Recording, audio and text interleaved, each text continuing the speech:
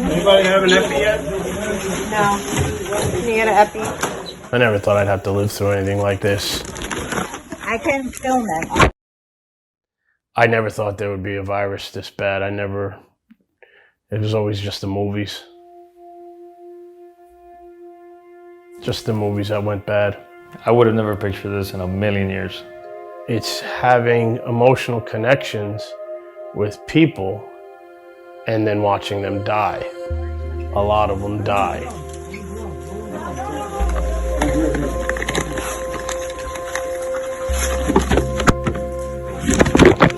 Can I toss this? Can somebody push this? Where's the gyroscope? Give me a glove. Where's the Here's the tube. I already put it in. I need someone to help push medication. 2 people in Florida tested positive for the coronavirus. Cases continues to climb by the hour in Florida. A statewide stay-at-home order takes effect tomorrow night at midnight. The risk to the public remains low. I deal with it every day, so I know it is real. Days at the hospital are long. And then you have to go into the patient's rooms that you know have the virus. So he's been sick for 3 weeks. Is he aware that his wife just tested positive? Like, I would drive home and I would think about all the times that I went into a room and how did I take off my gown? How did I take off my gloves? Thinking of every possible scenario that you did, whether you were bringing this home to your family today or not. Miami now the new epicenter of this pandemic. Seeing record numbers of new coronavirus cases. I did not think we would become the epicenter. I did not think that you would see the virus politicized. We are over the government overreach, so we stand here, barefaced, mask-free. The end of the pandemic is in sight. We definitely have not won the battle with coronavirus. About 75% of the COVID patients who are getting on ventilators are dying in our hospital. And then you have to deliver the bad news. And it's just, I didn't want to do it anymore for a while. I don't want to make those phone calls. A hospital is a battleground. You are walking into the open field of a virus that is ready to attack.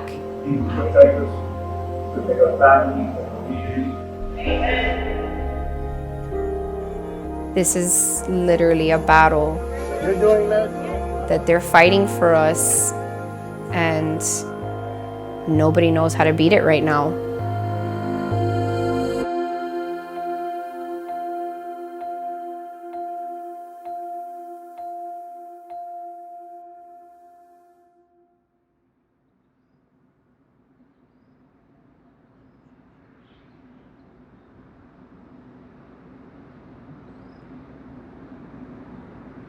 States across the country are looking for a way back to some form of normalcy as we continue to battle this coronavirus pandemic.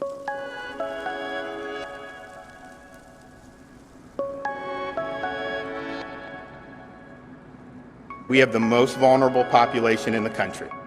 That was why people said we were going to be worse than New York. That was why people said we were going to be worse than Italy. Those predictions have been false. Our work is succeeding. We have flattened the curve. We have all these extra beds in field hospitals, and nobody's there.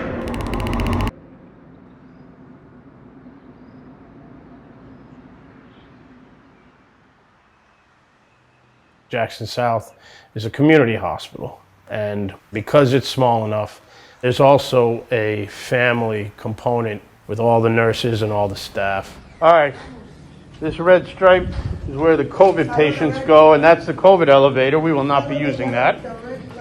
Apparently Terry wasn't given that update. My nurses have always been very motherly. I call at least 6 of them mom. Second floor of the hospital is the COVID floor. Probably have to edit the part out when we wait in the elevator. Here is our ICU for COVID. And there is the floor for COVID. And these are all the nurses. It looks like they're all on break again. I have been there for 13 years, watching that hospital and the ICU grow. Here is COVID ICU. I did not accept the role of ICU director thinking, all right, we're about to undergo a pandemic and I'm going to lead this team through it. That was not the thinking at all. I don't know what this is doing, but it stops it and let's just start it over again 3 times. Yeah, because I'm controlling with my watch. Okay. Just continuously film. Because I'm stopping with my watch. No, I'm stopping the phone calls with my watch, so she can just film. We got it. We got it. The first time I actually heard about COVID-19, it was just another virus. So this is a guy that the other day I wanted to try extubating just straight because I think he gets extremely agitated. Does it well, yeah. Does it well. But it really hit me that something was going on when I spoke to my people in Brooklyn. I trained in Brooklyn, so I was there for 6 years and I'm very close with them. One night I gave my old program director a call, and once I really realized what these geniuses who taught me were going through, that next day I went to work, and normally I don't have any fear. People just make jokes all the time. I had an urgency that day, and that's really when our hospital picked up the pace. So what are we doing? Try to extubate. Okay. We gotta get our numbers up. We gotta extubate. All right, 19. These patients, the big problem is you can't get them off the ventilator. He got a fever overnight. They gave him Tylenol. White blood cell count came up. They've been on a machine with sedation and other meds for so long, the amount of atrophy is overwhelming. So now they just start stacking up, and that's very scary. He's just too weak. He just needs a trach, and you can't get trach still. You have someone else? Yeah, I got 20. 20 is Washington. The hospital is a 200-bed hospital, and the first wave of craziness was the end of March.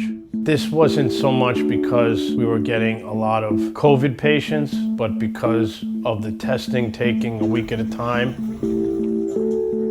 We opened up a 14-bed old ICU, which is very cramped. Any other nurse?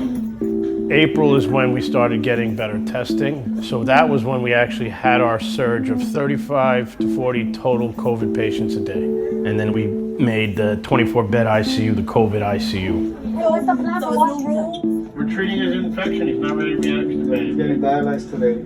He's the one that the son died. Yeah. At around the same time, my dad started getting very sick. That looks pretty ugly still. He was battling cancer, and I'm an only child, so it made it even more difficult because it's just my... You don't have to. You know, we can skip this part. It's okay. When she heard the hospital wasn't allowing people to come in, I made a phone call so that she could come for palliative reasons. This is Dr. Pastewski. I'm one of the ICU doctors. Unfortunately, your mom's heart stopped. I spent 8 days with my dad.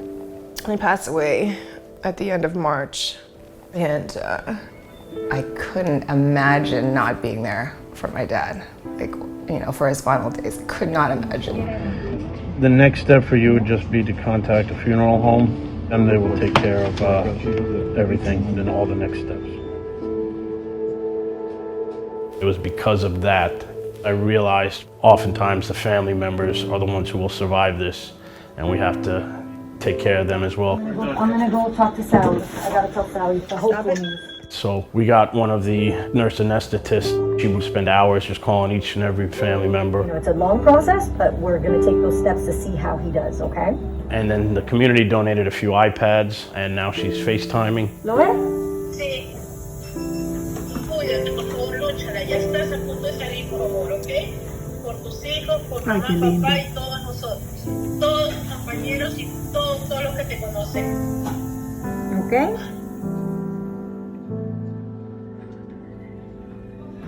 Who didn't I talk to? Come talk. He's awake, he's alert, he's trying to make contact with the world that he wants to get out of here. All right, let's extubate him. I've been expecting a surge to start next week for over a month now. All right, so we're gonna go ahead with the extubation of you gotta move into negative pressure. We now have gotten to kind of our plateauish scenario with the number of COVID patients, but we don't know how this disease really works. We don't know if these patients can get better. We don't know where we're gonna be able to put them. So I think you'll see normalcy in appearance return, because that is the push by politicians and the government and the people. But the stress on the hospital will be there for a very long time. This patient is being moved into a negative pressure room so we can attempt to extubate.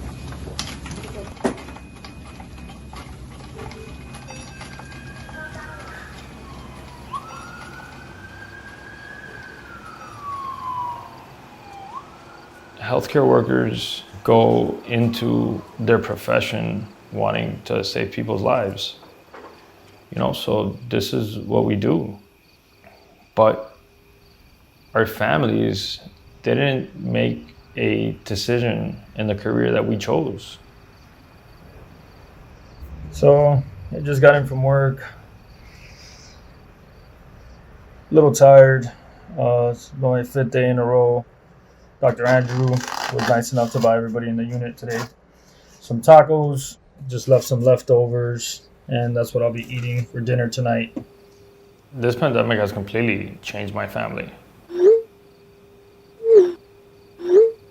It's gone from me being with my family every day to me just disappearing. Hi.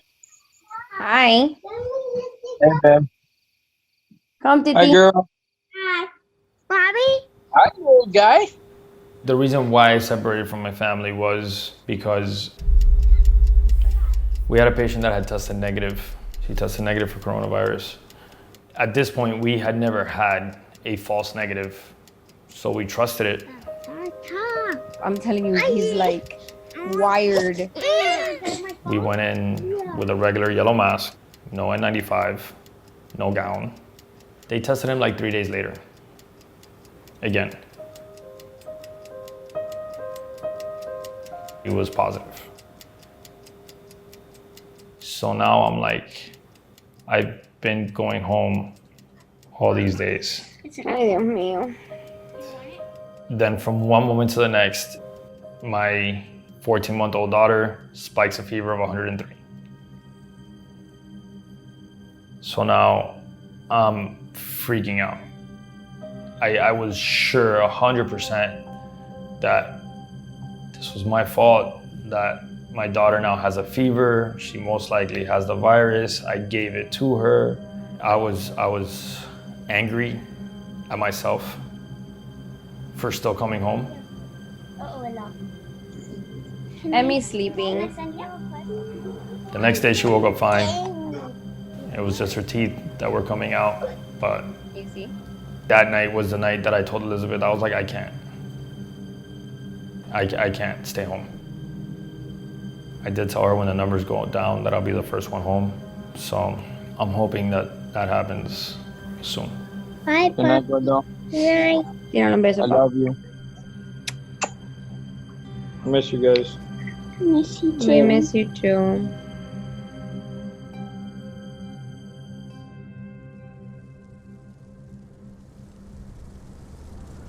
Governor Ron DeSantis held his first phone call today with a task force aimed at reopening the state's economy. The latest numbers show there have been more than 1.7 million unemployment claims in Florida, but so far only a small portion of them have been processed, and even fewer have led to payments. And new mobile testing sites are opening daily across South Florida. The latest site is now open at Marlins Park. And you can see a long line of cars, drivers waiting to get tested for COVID-19 at the Hard Rock Stadium in Miami Gardens. Over the weekend, a series of coordinated protests demanding the U.S. reopen for business have popped up. It's getting a little rough out there. People need to go back to work. It's a push to reopen despite numbers continuing to go up in Florida. Statistics some protesters say they aren't afraid of. We won't wear masks. We won't social distance from people who we know are healthy as well. And if we do have a spike, We'll cross our bridge when we get there.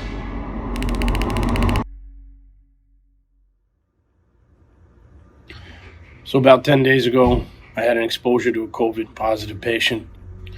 He was initially COVID negative. When I rounded on him, I didn't like what I saw. I repeated the test, and he ended up being positive the next day. Since then, I've taken the hydroxychloroquine. However, this drug does have issues with causing abnormalities in the cardiac rhythm. I'm going to have my nurses do an EKG on me to see if any abnormalities have shown up, because I did develop chest pain today. I'm exposed every day. Now, I take a lot of precautions, but that particular case, I didn't take the best precautions. The QTC is 462, it was 472 yesterday, so hydroxy's gonna hurt me. I did have my N95 mask, but all the nurses did not. That next day, when he was positive, I went to administration, and everyone gets N95s now, and that's the policy now. Everyone is getting the masks. And yeah, in an ideal world, we would test everybody every day before work, but we didn't have the capability to do that because there were just not enough tests. So nobody would get tested unless they actually have symptoms. The nurses so far have been fine, and I'm not coughing, don't have mucus, don't have a fever.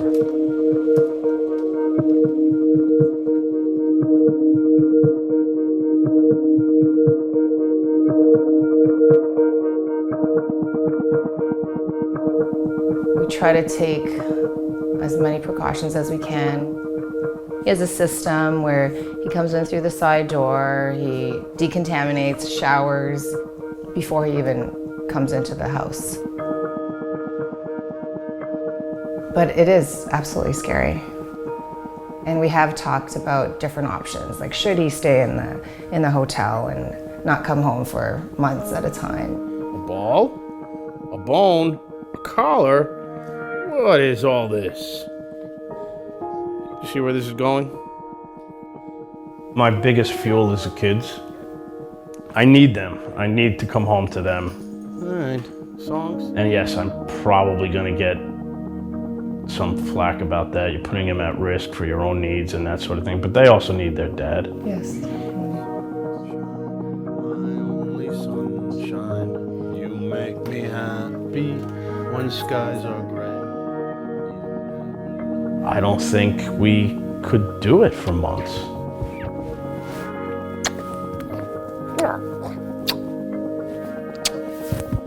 Go to sleep, Princessa.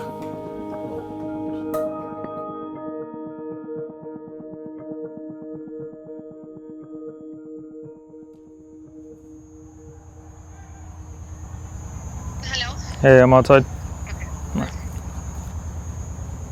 Being away from my family is honestly probably one of the hardest things I've ever had to do in my life. Hi. Who's that? Hi, Emmy girl. Who's that? Hi, Mama. How are you? Hey, puppy. Dale un besito. Come on, you gotta stay here. Hi. Can you say hi? Sit right there. No, mommy. Hi. Tírale un besito, tírale un besito. What? What? I know, You can't, mommy. Having a moment. Mira, contate. What if you walk around with him?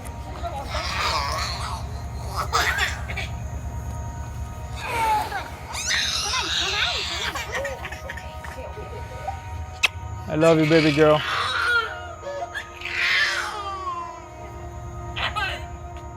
Seeing her like flipping out, wanting to be with me,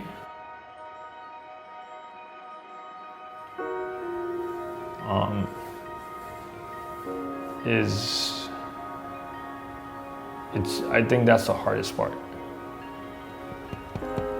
Bella understands. Hi, baby girl. But Julito and Emmy are too little. I can't tell them, hey, listen, there's a pandemic going on and I can't hold you.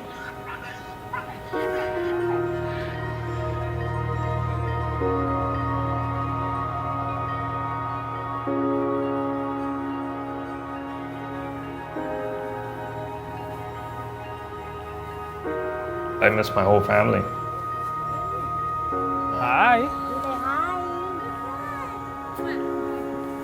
I love you. Every day.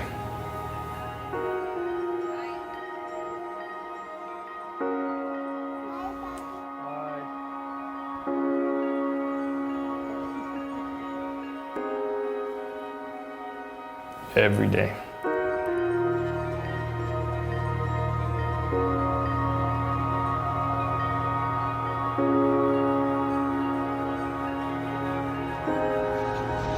Ready? Good.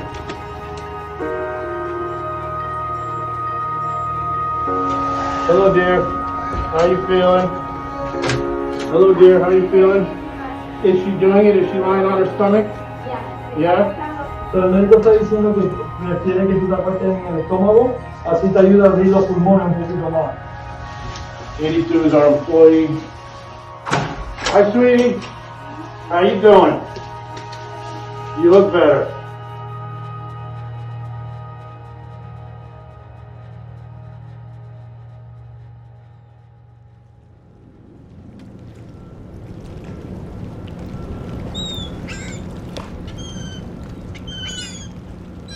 Dozens of public places will open in Miami-Dade and Broward counties, but not everyone is on the same page. In a news conference yesterday, the county mayor said he felt confident parks, waterways, and golf courses could reopen with rules that require everyone to take personal responsibility and act as if they had the coronavirus. But also today we heard from the city of Miami. The mayor there, Francis Suarez, telling us they think it's too soon. We want to make sure that what we do does not create a scenario under which we have to reverse course. So 2 mayors, 2 distinct viewpoints there, and a community test starting in this county on Wednesday. Will people follow the rules?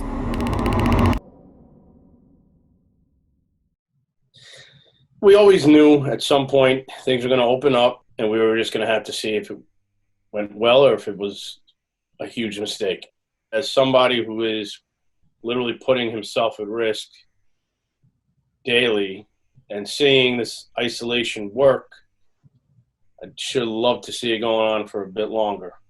The scariest thing is I am such a hypochondriac now. I have a little handshake now that I don't normally have. Like I just notice it when I'm doing little stuff. I don't know if it's that COVID. I know my partner, Dr. Lorero, extubated 2 more COVID patients today. One is looking kind of iffy. He's elderly. He's got such severe muscle weakness from being intubated for so long. He was already extubated once, lasted 3 days, and had to go back. So we don't feel very good about that. But it's a really sad case, because his son was our first ICU death. So the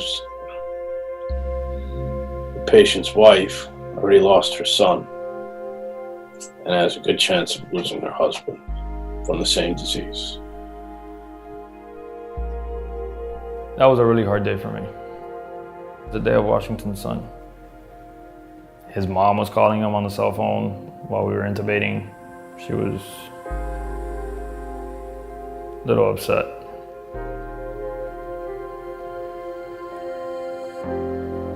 Yeah. The last thing he said was, "Why do we have to be so aggressive?" I told him that he was gonna be fine and that he was gonna go to sleep and we were gonna put a ventilator and let his lungs rest. That kind of plays in your mind like,